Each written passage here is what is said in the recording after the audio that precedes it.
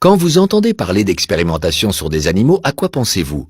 Probablement à des lapins qu'on oblige à fumer, ou à des hamsters dans les yeux desquels on verse des produits cosmétiques. Tout cela afin de prouver l'innocuité de ces produits pour le genre humain ou leur utilité pour le progrès de la médecine. La presse de nos jours montre bien peu d'images de ces expérimentations, bien qu'elles se poursuivent toujours, et dans les rares cas où elle en fait mention, elle les présente comme ne causant aucun mal aux animaux. Pourtant, chaque année, des millions d'animaux souffrent et meurent dans les laboratoires. Le génie génétique et la recherche fondamentale en particulier utilisent de plus en plus d'animaux. Comme toujours, on justifie cela en faisant valoir les bénéfices futurs pour les humains. Or, si l'on s'intéresse de plus près à ces expérimentations, les bénéfices à en attendre sont douteux pour la bonne raison que les animaux ne sont pas des humains. Malgré un lien étroit de parenté, il existe des différences entre les hommes et les animaux. Leur métabolisme n'est pas le même et leurs réactions à diverses substances sont différentes. La thalidomide provoque des malformations chez l'être humain, mais pas chez les animaux sur lesquels les expérimentations sont habituellement pratiquées. Le paracétamol, un antalgique, n'est pas dangereux pour l'homme, mais c'est un poison pour le chat. L'arsenic, qui est un poison pour nous, est inoffensif chez les moutons.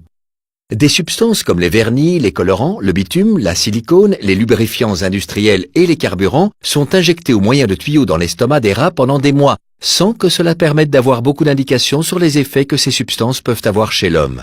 Cela fait longtemps que la comparabilité supposée des résultats a été réfutée et cependant, on ne cesse de procéder à de nouvelles expérimentations sur des animaux, toujours de la même manière. Les animaux ne souffrent pas des maladies de la civilisation, lesquelles ont pour origine les habitudes malsaines des humains. Par conséquent, dans les expérimentations, on doit au préalable rendre chaque animal malade. Pour qu'un animal soit atteint de diabète, il faut détruire les cellules de son pancréas à l'aide d'un poison. Pour provoquer des crises cardiaques, on crée une constriction des artères coronaires. L'artérosclérose est provoquée en envoyant des décharges électriques dans les artères. Chez les souris, on déclenche une douloureuse péritonite accompagnée d'une septicémie en perforant les intestins. En outre, on crée des lignées spéciales d'animaux qui souffrent de certaines maladies ou affections ou qui doivent servir de stock d'organes de rechange. Cependant, l'imitation des symptômes n'a rien à voir avec les maladies humaines ni avec leur cause. Même si le traitement de ces animaux qui ont d'abord été rendus malades artificiellement réussit, cela ne signifie pas que ce traitement sera utile à l'homme, même s'il a fait ses preuves sur 1 million de souris cancéreuses. Dans plus de 90% des cas, les médicaments qui ont été testés avec succès sur des animaux sont un échec lors des essais cliniques sur des patients humains. Soit ils ne sont pas efficaces, soit ils ont trop d'effets secondaires. Les expérimentations qui concernent les aspects psychiques et émotionnels sont particulièrement absurdes. Les animaux ne peuvent pas parler. Pourtant, par des moyens souvent douloureux, on induit chez eux des réactions censées être les symptômes d'une certaine pathologie mentale.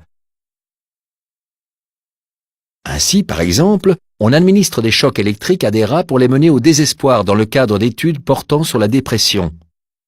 Or, de telles suppositions sans fondement aboutissent souvent à des résultats complètement contradictoires. Les chercheurs concluent alors allègrement qu'ils ont besoin de procéder à davantage de tests du même type afin de résoudre ces contradictions. Souvent, les prétendus résultats sont complètement futiles. On tue des hamsters pendant leur hibernation pour prouver que cette période de repos préserve les tissus nerveux contre la maladie d'Alzheimer. On injecte de l'alcool dans l'abdomen de bébés rats pour les soumettre ensuite à des tests comportementaux et la conclusion de l'expérience est que l'alcool n'est pas bon pour les enfants. On fait subir des traumatismes sonores à des cochons d'Inde pour prouver que le bruit provoque des déficiences auditives. Dans les laboratoires, les animaux ont une vie courte et remplie de souffrances. La nourriture qui leur est administrée est tantôt insuffisante, tantôt excessive. Ils ne peuvent pas bouger, ils sont stressés, on les ébouillante, on les contamine avec des germes infectieux, et comme si tout cela ne suffisait pas, on leur fait subir des opérations chirurgicales et on les mutile. On immobilise la tête des singes et ils n'obtiennent de l'eau que s'ils renoncent à se débattre. On affame des rats jusqu'à ce qu'ils pèsent moins de la moitié de leur poids normal afin d'étudier les effets de l'anorexie. Au moyen de chocs électriques, on oblige des souris à courir jusqu'à ce qu'elles s'effondrent, mortes d'épuisement. Actuellement, les chercheurs ne sont jamais tenus de justifier les souffrances qu'ils infligent aux animaux.